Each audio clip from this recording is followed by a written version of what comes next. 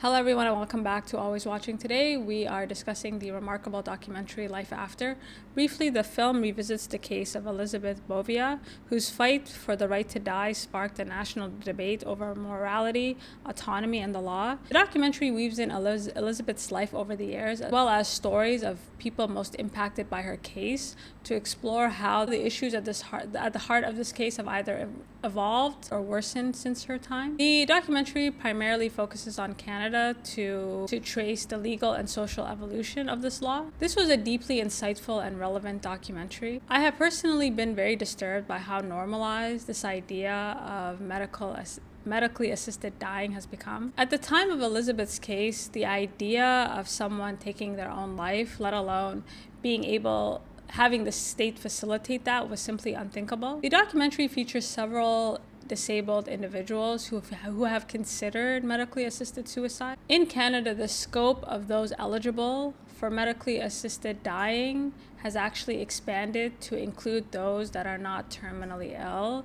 or will not die in the foreseeable future, which has raised a number of ethical and societal concerns. Before, these laws would very much center around people with either incurable diseases or people who are basically in coma with limited brain activity, and the whole idea of pulling the plug was something that was just so emotionally triggering for individuals, let alone debatable. I thought the documentary wonderfully highlighted the deeper societal issues that have allowed medically assisted dying to gain legitimacy. Elizabeth's desire to die was so strong, she refused to eat. I mean, they would have to force feed her, and for a woman who really wanted to die, she really had a lot of will to live. A part of her desire to die is because she was not enabled to live and take care of herself in the same way as others. Her disability made her feel unwanted on university campuses. Job opportunities were scarce, not because she lacked the ability, but because a lot of corporations simply viewed her as a financial and legal risk. The prospect of relying on the government for financial and social services was simply just overwhelming. And what pushed her the most to want to die is the feeling that the world was just simply unwelcoming to her. And not only unwelcoming, but she was made to feel like the world was tolerating her, offering her the bare minimum,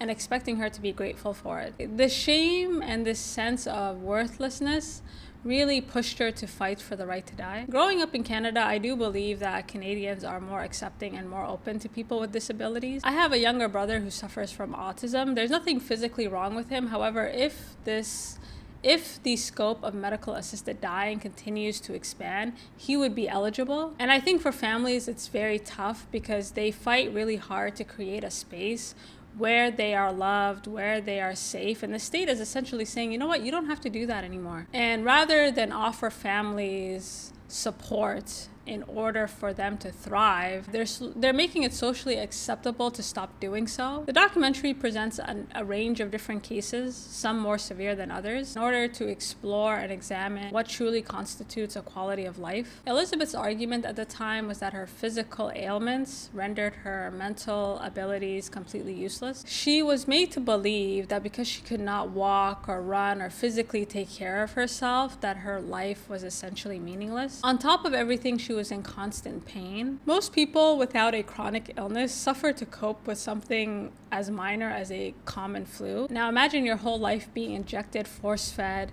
and made to endure intolerable pain. And over time, society has become more accepting of the fact that there is a level of physical pain that is simply intolerable for one to live. However, these cases are not the majority of those seeking medically assisted suicide. Several participants in the documentary note that their reason for seeking out medically assisted suicide is not because of their disability, but because of the growing financial and social burden they faced from either having to take care of themselves or taking care of a loved one. And this burden has just made their lives increasingly suffocating. The increasing number of elderly as well as sick patients being offered medically assisted dying despite not having a terminal illness is really concerning. And the documentary does a good job of unpacking the legality of it all by interviewing different legislators and different advocates. And at face value, You would think a law like this would have very clear boundaries and clear guidelines. However, the language is quite vague and purposely broad in order to allow room for people without physical ailments, such as those with mental health issues, minor illnesses, to one day seek out medically assisted dying. The state has significantly cut a number of social services. Basic support that was once considered standard, like nurses or wheelchair accessibility in the home, are no longer guaranteed, and even worse, people really have to fight for them. Those most at risk are individuals from poor or ethnically marginalized backgrounds. It is estimated that expanding the scope of medically assisted dying could actually save the state upwards of $200 million.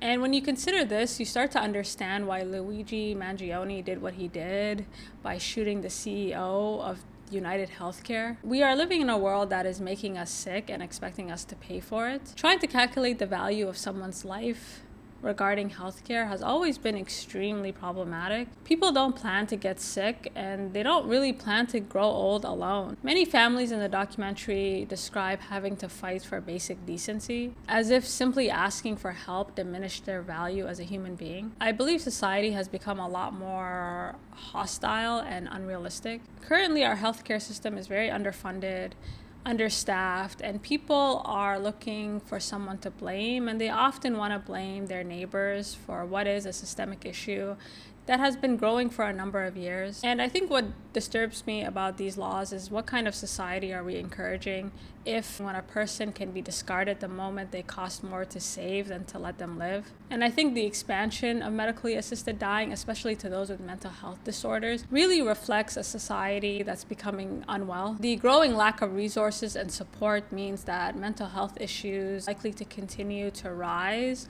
putting pressure on a lot of governments and corporations to offer support. And I think what has troubled me about the issue is the idea that one's life only belongs to oneself. Elizabeth had a family that genuinely wanted the best for her, even if it went against their own best interests. Despite her pain, her life ended up saving many others, even though it really came at the expense of her own peace of mind. And the whole thing just feels very cruel and just very cold. Each of us is part of a community that we've helped build and grow, help improve. Encouraging someone at their lowest point to end their life completely undermines everything that they've already achieved and anything they could achieve in the future. Achievements that could not only save lives, but very much contribute to a better world. I find the growing lack of empathy very disturbing. Much of Elizabeth's struggle was really about proving to everyone that her life was just as valuable as everyone else's. I mean, she was rendered obsolete at birth. I mean, she never really had a chance to prove herself because the world just refused to let her. And if the definition expands, how much discretion do doctors have in recommending, in offering this option, and what kind of patients are they likely to extend it to? The state is essentially asking medical professionals to assess the value of someone's life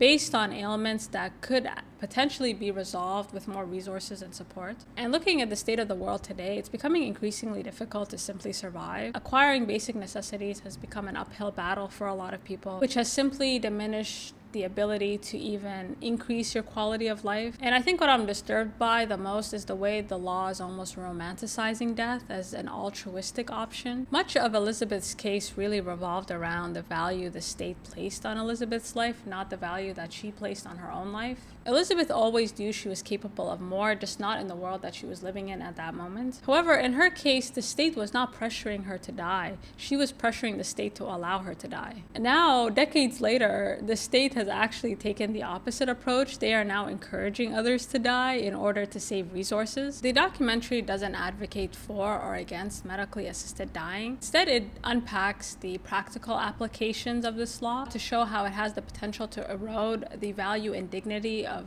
vulnerable individuals in society. And what's worse is normalizing a world that increasingly accepts giving people the means to die rather than providing the support they need to live. And so this is an excellent documentary. It's an incredibly triggering subject, but it's well worth the watch. And until next time.